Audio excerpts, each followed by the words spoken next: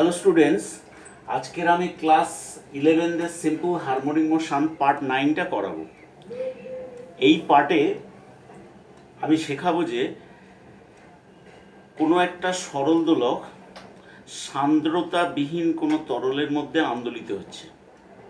তাহলে মনে রাখবে সান্দ্রতাবিহীন, কারণ সান্দ্রতা থাকলে যেন তরলে একটা ফ্রিকশন কাজ করবে, অর্থাৎ দুলতে দুলতে আস্তে আস্তে থেমে যাবে।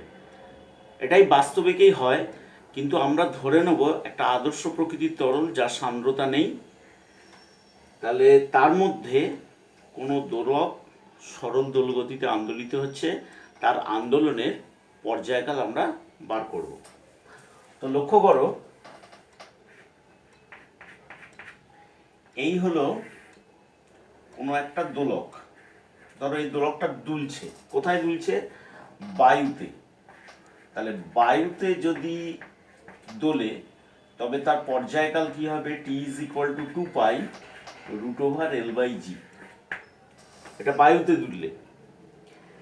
কিন্তু ওই দোলকটা যদি কোনো তরলের মধ্যে আন্দোলিত হয়, সান্দ্রতাবিহীন তরলের মধ্যে আন্দোলিত হয়, তখন কি হবে না, নিচের দিকে কাজ করছে এমজি, ওপরের দিকে কাজ করছে প্লবতা, ফোর্স অফ বয়ান্সি। ওপরের দিকে প্লবতা কাজ করবে। তাহলে ওপরের দিকে প্লবতা কাজ করার জন্য তাহলে এই দোলকের ওপর লব্ধ বল কত আসবে? তাহলে দোলকের বা দোলক পিণ্ডের উপর, দোলক পিণ্ডের উপর লব্ধ বল M A is equal to M G minus F B. আচ্ছা, অবশ্যই মনে রাখবে যে প্লবতা বলটা ছোট হবে, ওজনটা বড় হবে, কারণ যদি প্লবতা বল বেশি হয়ে যায় এই দোলক পিণ্ডটা এই জায়গাটায় থাকবে না, ওপরে ভেসে উঠবে, তাহলে আন্দোলনের কোনো সুযোগই নেই। তাহলে যেহেতু তরলের মধ্যে এটা আন্দোলিত হচ্ছে, এই যাচ্ছে আবার এটা ব্যাক করছে, তরলের মধ্যে যেহেতু এটা আন্দোলিত হচ্ছে, তাই এক্ষেত্রে কি দেখব? ওজন বড়, প্লবতা ছোট। তাহলে এই অবস্থায় লব্ধ ত্বরণ A is equal to G minus FB by M। তাহলে G minus FB মানে কি লেখা যায়? V rho G divided by V into delta. ডেল্টাটা হলো কি? বস্তুর ঘনত্ব, রোটা হলো কি? তরলের ঘনত্ব। তাহলে এটা হলো রো সমান তরলের ঘনত্ব, আর ডেল্টাটা হলো কি? বস্তুর ঘনত্ব। আচ্ছা, ভি তো কেটে গেল, জি কমন নিলে কি আসছে? 1 মাইনাস রো বাই ডেল্টা।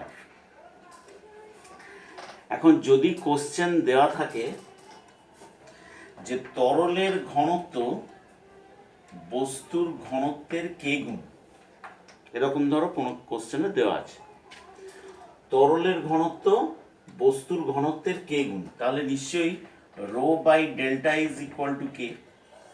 তাহলে এখানে বসাবো, তাহলে জি ইন্টু 1 মাইনাস কে। তাহলে আমরা লব্ধ ত্বরণ পেয়ে গেলাম। এই অবস্থায় নতুন পর্যায়কাল T dash is equal to 2 pi root over L by A. লব্ধ ত্বরণই কাজ করবে, তাহলে T dash is equal to 2 pi root over L by G into 1 minus K. Okay, তাহলে T dash is equal to 2 pi, খেয়াল করো 2 pi root over L by G মানে হলো টি, তাহলে T by root over 1 minus কে।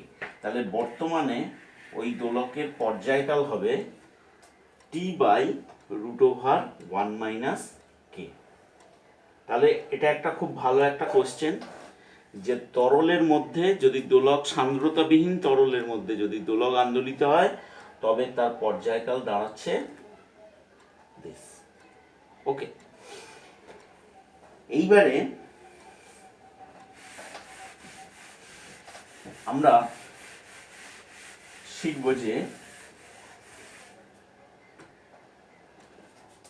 কোন spring এর আন্দোলন, এটা সরল দোলগতির ক্ষেত্রে খুব ইম্পর্টেন্ট একটা ব্যাপার, যে স্প্রিং এর পর্যায়কাল বা স্প্রিং এর কম্পাঙ্ক, তার আন্দোলন কিভাবে হয় না হয় সেটা আমরা বার করব। প্রথমে বার করছি উলম্ব স্প্রিং এর ক্ষেত্রে। তোমাদের সিলেবাসে স্প্রিং সম্পর্কে আইডিয়া হলো যে স্প্রিংটা হলো সম্পূর্ণ ভারহীন। সম্পূর্ণ ভারহীন স্প্রিং হলো সম্পূর্ণ হালকা একটা বস্তু ধরে নেব, ঠিক আছে? তাহলে এই ধরো একটা স্প্রিং, উলম্ব স্প্রিং, মানে স্প্রিংকে উলম্ব অবস্থায় ঝুলিয়ে রেখেছি।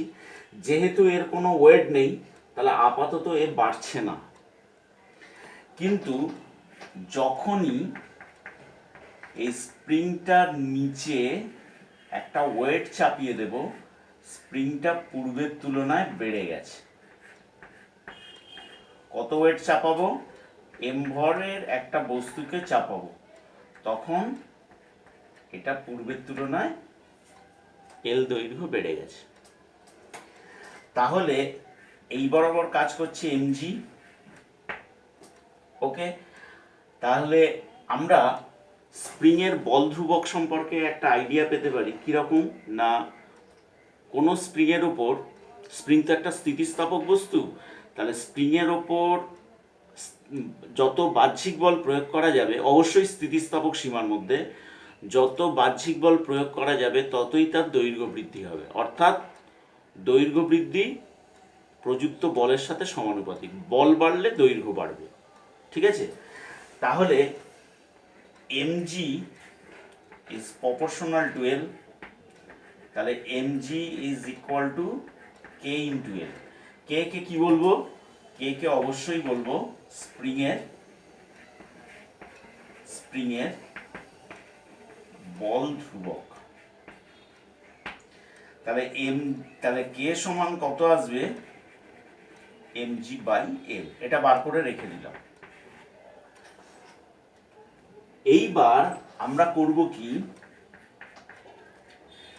এই যে স্প্রিংটা ছিল, এই স্প্রিংটার মানে বস্তুটার তলায়, মানে স্প্রিংটা তো এরকম ছিল, তাহলে বস্তুটার ওপরে একটা বাহ্যিক বল প্রয়োগ করলাম। তাহলে বাহ্যিক বল প্রয়োগ করার দরুন এর দৈর্ঘ্য বেড়ে গেছে। কত বেড়েছে? x। দৈর্ঘ্য বৃদ্ধি হয়েছে x। এইবার এর বিপরীত অভিমুখে অবশ্যই একটা ফোর্স অ্যাপ্লাই হবে। এটাও কিন্তু দেখো, এটা প্রযুক্ত বল হিসেবে ধরেছি, কিন্তু বিপরীত অভিমুখেও এই বলটাকে ধরা যায়, ঠিক আছে? প্রত্যানয়নকারী বল, বা এটাকে বলতে পারো স্থিতিস্থাপক বল, ঠিক আছে? এটা স্থিতিস্থাপক বল, যেটা একে ফিরিয়ে আনার চেষ্টা করবে, মানে বাহ্যিক বলটা অপসারিত হবে। তো যাই পারে হোক, এখানে দ্বিতীয় ক্ষেত্রে আমরা দেখলাম স্প্রিংটাকে আমরা স্থিতিস্থাপক সীমার মধ্যে হালকা টেনেছি, টানলাম কত? x। টেনে আমরা যেই ছেড়ে দেব, জাস্ট টেনে আমরা যেই ছেড়ে দেব, তখন এই প্রত্যানয়নকারী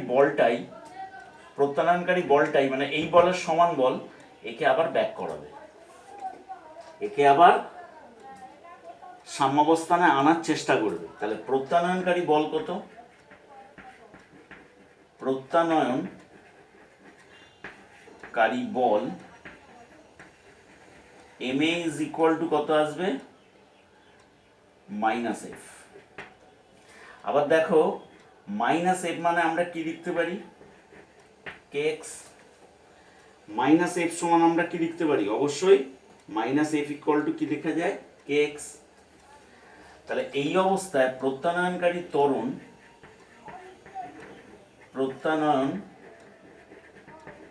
ত্বরণ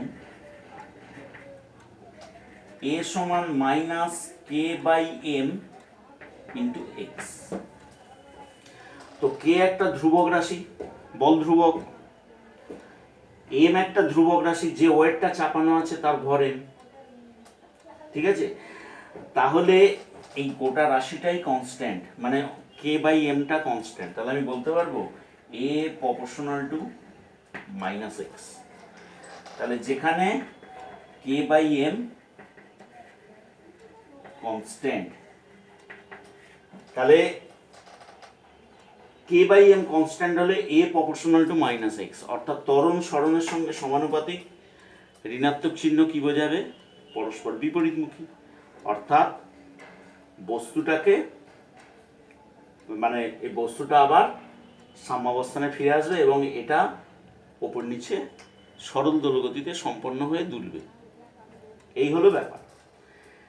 এখন সরল দোলগতির সাধারণ সমীকরণ a equal to minus omega square x, এইটার সঙ্গে যদি এটাকে তুলনা করি, দেখো এই লাইনটার সঙ্গে যদি এটাকে তুলনা করি, তাহলে ওমেগা স্কোয়ার সমান আমরা কি লিখতে পারি?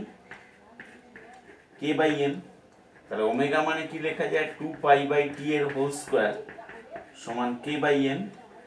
তাহলে টি কত আসবে? 2 pi root over M by K. তাহলে T is equal to 2 pi root over M by K এর ভ্যালু কত? দেখো কে এর ভ্যালু কত? MG by L. এটা বসিয়ে দেব, এমজি বাই এল, এলটা ওপরে চলে গেল, এম এম কেটে গেল। তাহলে T is equal to 2 pi root over L by জি।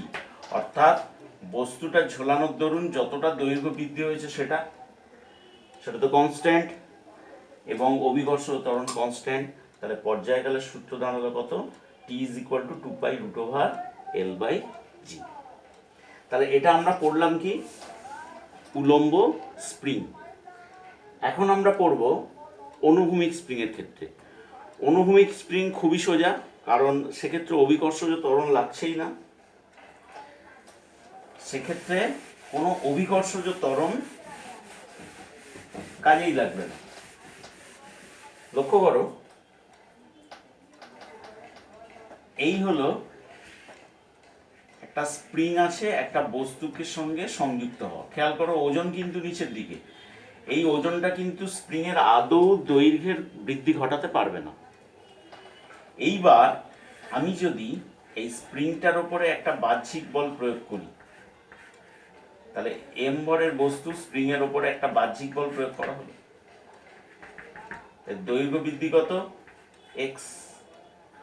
যেই বাহ্যিক বল প্রয়োগ করব, তাহলে এফ প্রপোর্শনাল টু কি লেখা যায়? এক্স। প্রযুক্ত বল দৈর্ঘ্য বৃদ্ধির সাথে সমানুপাতিক, তাহলে এফ ইকুয়াল টু কি লেখা যায়? কে এক্স। তাহলে এই বলটা কার সঙ্গে সমান? কে এক্স এর সঙ্গে সমান। এইবার বাহ্যিক বল অপসারিত হলেই তাহলে প্রত্যানয়নকারী বল একে আবার ফিরিয়ে আনবে। তাহলে প্রত্যানয়নকারী বল কত?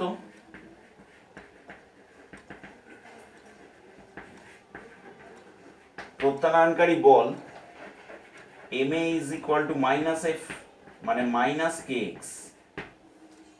তাহলে প্রত্যানয়নকারী ত্বরণ কত? প্রত্যানয়নকারী ত্বরণ এ সমান minus K by M into X. তাহলে সেম আগের মতো জিনিসটা এলো, এ সমান মাইনাস কে বাই এম, তাহলে লেখা যায় এ প্রপোর্শনাল টু মাইনাস এক্স। ত্বরণ সরণের সঙ্গে সমানুপাতিক, ঋণাত্মক চিহ্ন বোঝায় বিপরীতমুখী, মানে এই স্প্রিংটা এই বরাবর যাবে আর আসবে, আন্দোলিত হবে। কিন্তু খুব খেয়াল করে এই তলটা অবশ্যই মসৃণ হতে হবে। যদি অমসৃণ হয়, ক্রমাগত বাঁধা থাকবে, তাহলে সরল দোলগতি ধীরে ধীরে কমতে থাকবে, মানে পূর্ণভাবে সরল দোলগতি সম্পন্ন হবে না, করতে করতে ধীরে ধীরে থেমে যাবে। আচ্ছা, যাই হোক, তো a is equal to minus k by m into x, আমি এটাকে কার সঙ্গে তুলনা করব? a is equal to minus omega square x এর সঙ্গে। তাহলে ওমেগা স্কোয়ার সমান কি লেখা যায়? k by m। তাহলে 2π/t তার হোল স্কোয়ার সমান কত, k/m।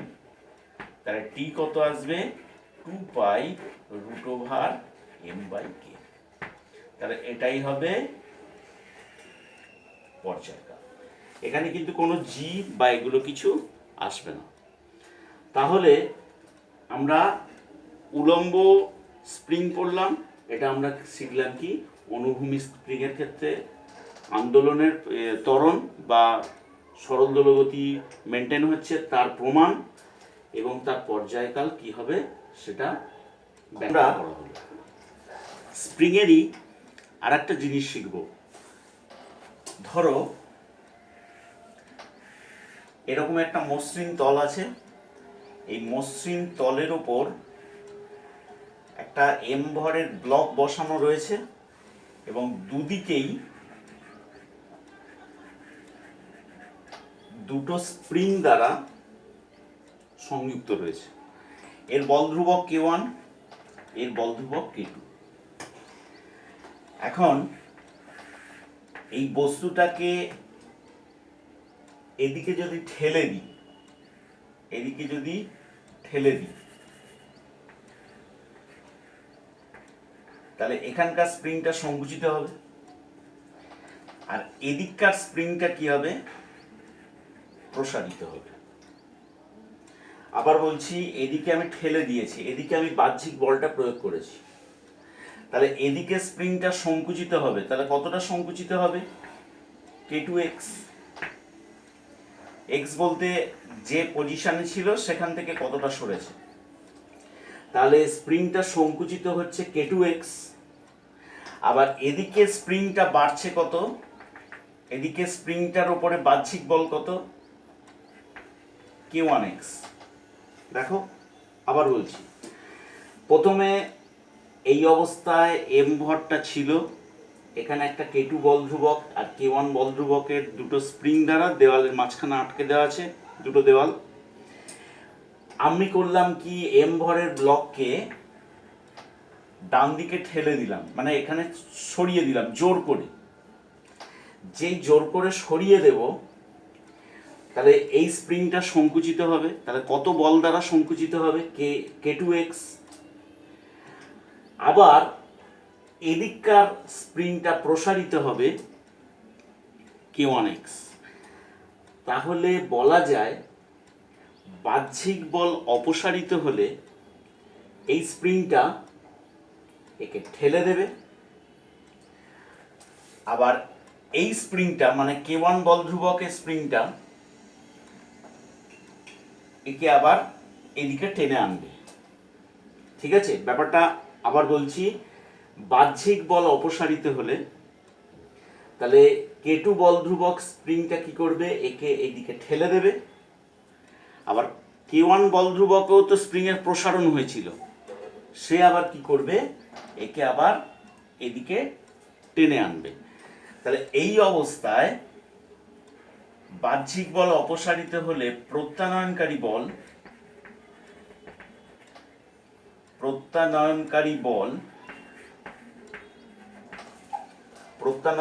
বল কত আসবে, ma is equal to minus k1x plus k2x। আচ্ছা, এই জিনিসটা কেন হলো আরেকবার বলি। এখানটায় বাহ্যিক বলটা প্রয়োগ করা হয়েছিল, এই বল প্রয়োগের জন্য এদিকে সরে গেছে, তাহলে সরে যাওয়ার জন্য প্রযুক্ত বল কত, f1 সমান f2 সমান কত, k2x। আবার এদিকে যে প্রসারণ হয়েছে তার জন্য প্রযুক্ত বল কত, f1 সমান k1x। দুজনের x ইকুয়াল। এবারে বাহ্যিক বল যেই, তাহলে বাহ্যিক বলটা তাহলে কার সঙ্গে সমান, f1 প্লাস f2। এই বাহ্যিক বলটা কার সঙ্গে সমান, f1 বল আর f2 বলের সঙ্গে সমান। একজনকে প্রসারিত করতে বল প্রয়োগ হচ্ছে, দ্যাট ইজ ইকুয়াল টু এটা। আবার আরেকজনকে সংকুচিত করতে বল প্রয়োগ হচ্ছে k2x। দুটো বলের সমষ্টি হবে f। তাহলে k1x প্লাস k2x। তাহলে এই অবস্থায় এই বাহ্যিক বলটা যদি অপসারিত হয়ে যায় হঠাৎ, এখান থেকে একে ঠেলে দিলাম দিয়ে ছেড়ে দিলাম, তাহলে বাহ্যিক বল অপসারিত হলো, তাহলে প্রত্যানয়নকারী বল একে ব্যাক করাবে, তাহলে প্রত্যানয়নকারী বলটা কি হবে? বাহ্যিক বলের সমান। তাহলে প্রত্যানয়নকারী বল আবার একে ব্যাক করাবে। ব্যাক করালে কি হবে বলতো? ব্যাক করালে এ আবার এই স্প্রিংটাকে ঠেলে দেবে, এই স্প্রিংটাকে এইদিকে ঠেলে দেবে। কত বল দ্বারা ঠেলবে? k2x। আবার এই দিকে স্প্রিংটা আবার প্রসারিত হবে কত? k1x দ্বারা। আবার পুনরায় এই জিনিসটা আবার এইদিকে, আবার তার এই অবস্থায় পুনরায় আবার এটা ব্যাক করবে, এটা আবার সরে আসার পরে আবার ব্যাক করবে, আবার এদিকে সরলো আবার ব্যাক করবে। তাহলে এর ভেতরে স্প্রিং মানে ব্লকটা ক্রমশ এরকম যাবে আসবে। ফের বলছি, এই জায়গাটায় কিন্তু ফ্রিকশন লেস, এটা অবশ্যই মসৃণ তল। তাহলে এই ব্লকের ওপর প্রত্যানয়নকারী বল হলো এটা, অতএব প্রত্যানয়নকারী ত্বরণ কত? প্রত্যানয়নকারী ত্বরণ A is equal to minus k1 plus k2 by m into x। দেখে না? তাহলে এইটা ধ্রুবক, এটা ধ্রুবক, নিচেরটা ভর ও ধ্রুবক, তাহলে কি লেখা যায়? A proportional to minus x। তাহলে এই ব্লকটা ক্রমাগত যাবে আসবে। এখন A is equal to minus omega square x সাধারণ সমীকরণের সঙ্গে এটাকে যদি তুলনা করি, তাহলে ওমেগা স্কোয়ার সমান কি আসবে? k1 plus k2 by m। তাহলে 2 পাই বাই টি এর হোল স্কোয়ার সমান কত? k1 plus k2 by m। তাহলে টি কত আসবে? 2 pi root over m by k1 plus k2। তাহলে এটাই হবে বর্তমানে পর্যায়কাল। তাহলে এইরকম স্প্রিং দিয়ে যদি দেয়, তাহলে পর্যায়কালের সূত্র দাঁড়াচ্ছে T is equal to 2 pi root over M by K. এবারে যদি k1 আর k2 না দেওয়া থাকে, যদি দুটো স্প্রিংয়ের বল ধ্রুবক যদি সমান হয়ে থাকে, মানে k1 ইকুয়াল টু k2 যদি হয়ে থাকে, তাহলে k1 ইকুয়াল টু k2 সমান k যদি হয়ে থাকে, তাহলে পর্যায়কাল কত আসবে? 2 pi root over m by 2k। ব্যাস। তাহলে এই রকম টাইপের যা কিছু দেবে তোমরা তাহলে করতে পারছো। ওকে, এখন আমরা একটা নতুন জিনিস শিখি। কি নতুন জিনিস? যে ইউনলের মধ্যে, ইউনল উদস্থিতিবিদ্যাতে তোমরা পড়েছো, ইউনলের মধ্যে তরলের আন্দোলনকে আমরা এখন পড়ব। লক্ষ্য করো, এই হলো একটা ইউনল। ইউনলকে আমি দুটো এঁকে দিচ্ছি, তাহলে বুঝতে সুবিধা হবে। এই হলো একটা ইউনল,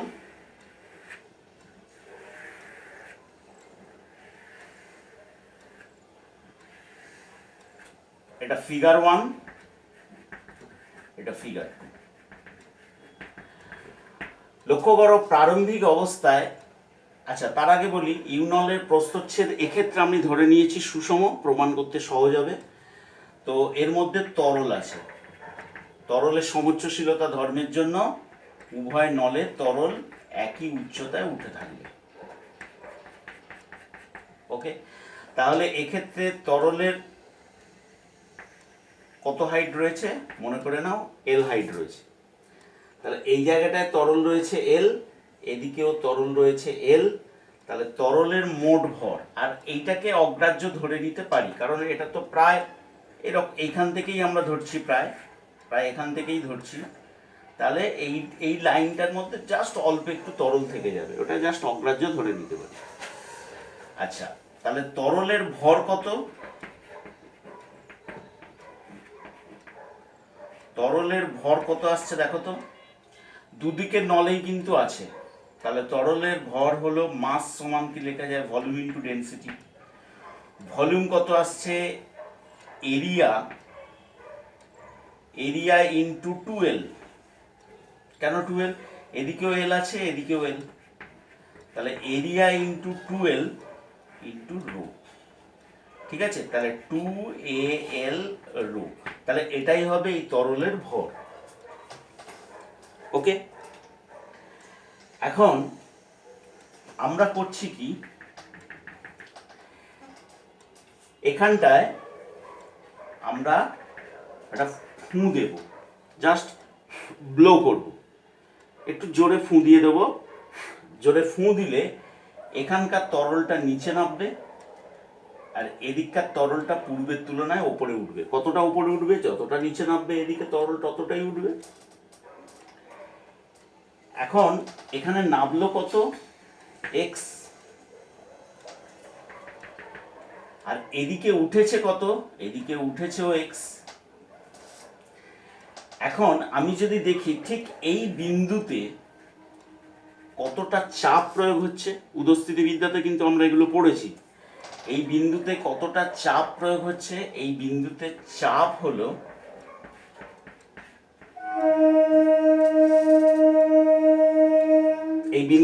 এই বিন্দুতে চাপ হলো, চাপের ফর্মুলা কি? এইচ রো জি। তাহলে লক্ষ্য করো এইচটা হলো এক্ষেত্রে কত? 2x। এইচটা এক্ষেত্রে কত আসছে? 2x, তাহলে 2x ইন্টু রো ইন্টু জি, তাহলে এটাই হবে চাপ। তাহলে নিম্নমুখী ঘাত কত? নিম্নমুখী ঘাত, তাহলে চাপ into area, that is equal to P into, বা পি চাপ এটা, তাহলে 2x রো জি ইন্টু এ, তাহলে 2 রো জি ইন্টু এক্স, তাহলে এটাই হবে নিম্নমুখী ঘাত। লক্ষ্য করো এই নিম্নমুখী ঘাতটাই তরলকে কিন্তু আবার এইদিকে আনার চেষ্টা করবে, কারণ তরল তো এরকম থাকতে চায়, এই অবস্থায় থাকতে চায়।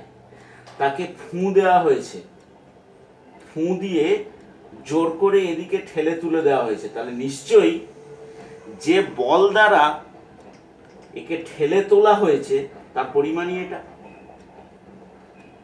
যে বল দ্বারা তরলটাকে ঠেলে তুলে দেওয়া হয়েছে সেই বলটার পরিমাণই এটা।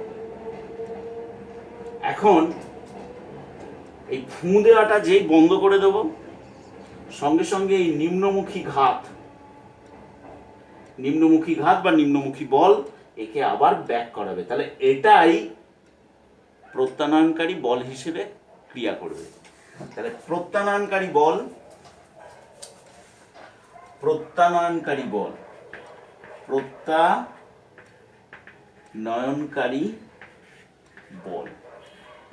M A is equal to কি হবে? -2 রো জি ইন্টু এক্স। প্রত্যানয়নকারী বল এম এ সমান কি হবে? -2 rho G into X. Okay, তাহলে প্রত্যানয়নকারী ত্বরণ কত? প্রত্যানয়নকারী ত্বরণ A is equal to -2 rho g by m into x। A সমান -2 rho g by m। মাস কত পেয়েছি? 2AL। আচ্ছা, এখানে একটা এটা লেখা হয়নি, সরি, এখানে একটা এ থেকে যাবে, তাহলে 2AL রো। ওকে, তাহলে এটা হলো কত? 2 কেটে গেল, এ কেটে গেল, 2 কেটে গেল, এ কেটে গেল, রো কেটে গেল, তাহলে এ সমান -g/l ইন্টু এক্স। দেখে নাও, তাহলে a is equal to -g/l into X. তাহলে g কনস্ট্যান্ট, প্রাথমিক অবস্থার l কনস্ট্যান্ট। তাহলে আমরা এখান থেকে বলতে পারি a proportional to minus x. অর্থাৎ এই নলের মধ্যে তরলটা একবার উপরে উঠবে, আবার এদিকে আসবে, আবার এদিকে যাবে, আবার উপরে উঠবে। ঠিক আছে, তাহলে একই পথ বারবার অতিক্রম করছে পর্যাবৃত্ত গতি, কিন্তু ত্বরণ সরণের সঙ্গে সমানুপাতিক ও বিপরীতমুখী, মানে এটা অবশ্যই SHM, সিম্পল হারমোনিক মোশন। এখন সেম আগেরই মতো a is equal to minus omega square x, এই সমীকরণের সঙ্গে তুলনা করব। ওমেগা স্কোয়ার সমান কত? G/L। ওমেগা মানে কত লেখা যায়? 2π/t এর হোল স্কোয়ার সমান G/L। তাহলে t কত আসবে?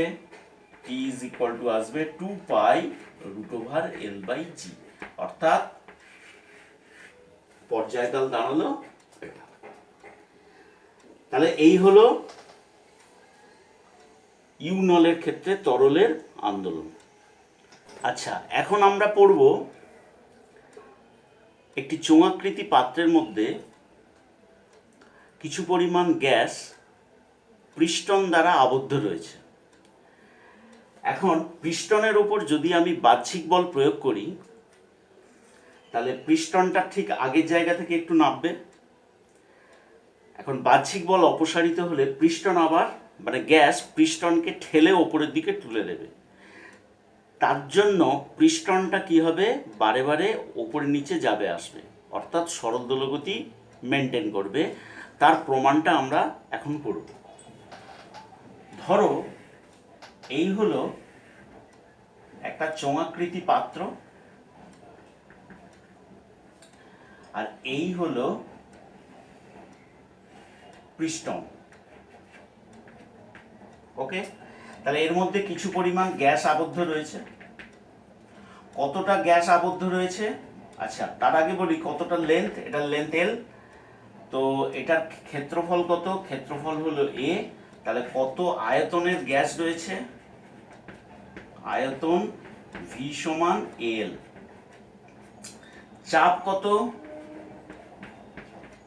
চাপ হলো P, অর্থাৎ এই আবদ্ধ গ্যাসের চাপ হলো P, আয়তন V সমান L। আর এই যে পৃষ্ঠনটা রয়েছে, এই পৃষ্ঠনটার ভর ধরে নাও M। পৃষ্ঠনটার ভর আমরা ধরে নিলাম কত? M। এখন আমি যদি পৃষ্ঠনটার উপরে বাহ্যিক বল প্রয়োগ করি, পৃষ্ঠনটার উপরে যদি বাহ্যিক বল প্রয়োগ করি, তাহলে গ্যাসের আয়তনের সংকোচন হয়, অর্থাৎ পৃষ্ঠনটা আগের থেকে তো নিচে নেমে আসবে। পৃষ্ঠনটা আগের থেকে নিচে নেমে এসছে। কতটা নেমেছে? হাইট হিসেবে ধরলে মনে করে নাও এক্স হাইট নেমেছে, এক্স হাইট নেমেছে, ঠিক আছে? তাহলে নিশ্চয়ই পৃষ্ঠনের উপর একটি বাহ্যিক বল প্রয়োগ করতে হয়েছিল। বাহ্যিক বল প্রয়োগের দরুন পৃষ্ঠনটা এক্স উচ্চতা নেমেছে এবং গ্যাসের মধ্যে চাপের বেড়ে গেছে, গ্যাসের সংকোচন হচ্ছে, গ্যাসের আয়তন কমছে, মানে চাপ তো অবশ্যই বাড়বে। তাহলে গ্যাসের চাপ বর্তমানে কত? P plus small p। আগে চাপ ছিল P, এখন হয়েছে কত? P plus small p। অর্থাৎ পৃষ্ঠনটা সংকোচনের জন্য, মানে পৃষ্ঠনটা নেমে আসার জন্য চাপ হয়ে গেছে P প্লাস স্মল p। এবং আয়তন তাহলে কত হবে? আয়তন হলো V মাইনাস স্মল v। তো এই দুটো ব্যাপার থেকে আমরা প্রথমে আগে এই অতিরিক্ত চাপটা বার করব। কেন অতিরিক্ত চাপটা বার করব সেটা পরে বলছি। তো আগে দেখে নাও এই ব্যাপারটা থেকে আগে এই অতিরিক্ত চাপটা কত বার করব। কি করে বার করব? অবশ্যই বয়েলের সূত্র থেকে। তার কারণ এখানে উষ্ণতার কোনো পরিবর্তন হয়নি ধরে নেব। তাহলে উষ্ণতার পরিবর্তন যেহেতু হচ্ছে না, তাহলে PV ইজ ইকুয়াল টু কত আসবে? Capital P plus small p into capital V minus small v। P1 V1 সমান P2 V2। তাহলে এই সূত্রটাকে অ্যাপ্লাই করে আমরা এবারে স্মল p বার করব। Small p capital V minus small PV. এইটা খুবই অক্ষুদ্র, তাই এটাকে আমরা কি করব, এটাকে অগ্রাহ্য করব, এটা অগ্রাহ্য, স্মল পিভিটা অগ্রাহ্য। তাহলে ক্যাপিটাল পিভি কাটলো, এখান থেকে স্মল পি সমান কত আসছে, capital P small V by capital V. লক্ষ্য করো, small P is equal to P into V. Small ভিটা হলো কি, যতটা আয়তনের সংকোচন হয়েছে, যতটা আয়তনের সংকোচন হয়েছে। তাহলে আয়তন মানে কি লেখা যায়, এরিয়া ইন্টু এক্স। যতটা আয়তনের সংকোচন হয়েছে এটার এরিয়া, আগে এরিয়া এই এরিয়াটাকে ধরেই নিয়েছি আমি এ, কারণ পৃষ্ঠনের যা এরিয়া আর চোঙের এরিয়া মোটামুটি একই ধরব। তাহলে এরিয়া ইন্টু এক্স, ঠিক আছে। এইবারে ভি ভলিউম, কার ভলিউম, গ্যাসের ভলিউম। ভলিউম মানে আমরা কি লিখেছিলাম, এরিয়া ইন্টু এল। তাহলে এলো কত, পি এক্স বাই এল। তাহলে এটাই হবে অতিরিক্ত চাপ। এইবারে বলি অতিরিক্ত চাপটা কেন আমরা বার করলাম। লক্ষ্য করো, বাহ্যিক বল যেই অপসারিত হবে, এই অতিরিক্ত চাপই পৃষ্ঠনকে ঠেলে সাম্যাবস্থানে আনার চেষ্টা করবে। যে কোনো গ্যাস এই আছে, তুমি যদি এটাকে চেপে দাও, ছেড়ে দিলে এর ভেতরে যে অতিরিক্ত চাপটা তৈরি হয়েছে সে আবার তোমাকে ঠেলে আগের জায়গায় আনার চেষ্টা করবে। কিন্তু এটা কি বলতো, এটা চাপ।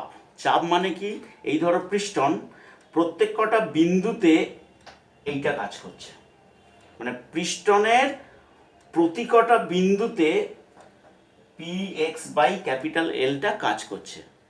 তাহলে গোটা ক্ষেত্রফলের ওপরে যখন কাজ করবে তাকেই বলবো ঊর্ধ্বমুখী ঘাত।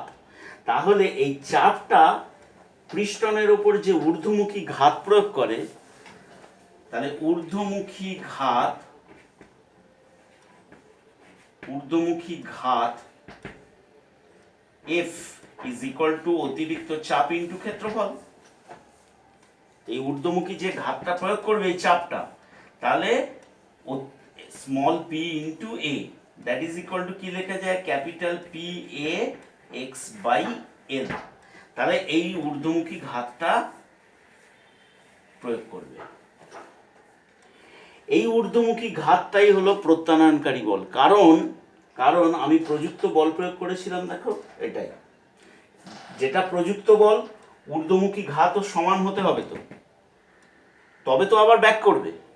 তাহলে প্রযুক্ত বল দিয়ে একে নামিয়ে দিয়েছিলাম, ঊর্ধ্বমুখী ঘাত বা ঊর্ধ্বমুখী বল একে আগের জায়গায় ফেরাবে। তাহলে এটাই হবে প্রত্যানয়নকারী বল। তাহলে প্রত্যানয়নকারী বলের পরিমাণ কত, প্রত্যানয়নকারী বলের পরিমাণ, প্রত্যানয়নকারী বল এম এ, এম ইন্টু এ। আচ্ছা, এমটা কার এম, এমটা অবশ্যই পৃষ্ঠন, কারণ পৃষ্ঠনের উপরেই বলটা প্রয়োগ হচ্ছে। তাহলে পৃষ্ঠনের ভর আমি লিখে দিয়েছি, দেখো।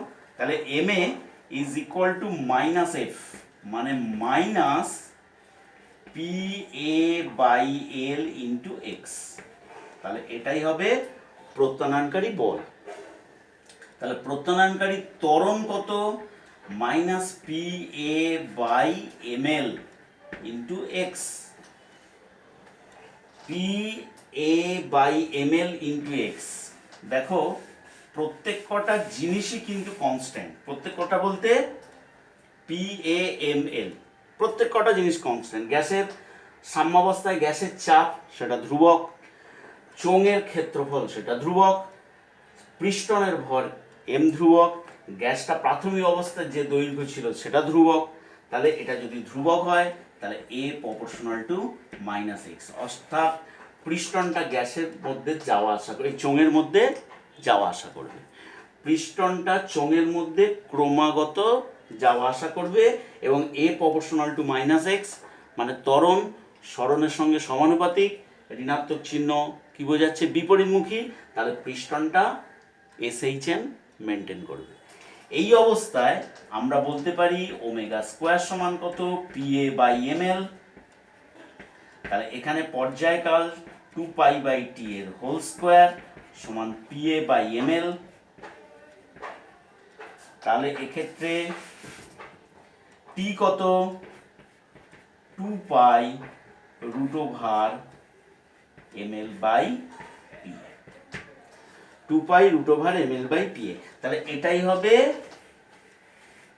ওই পিস্টনের পর্যায়কাল। তাহলে আজকের এই পর্যন্তই থাক।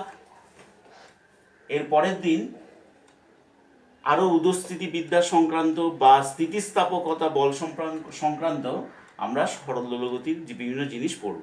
ওকে, বাই।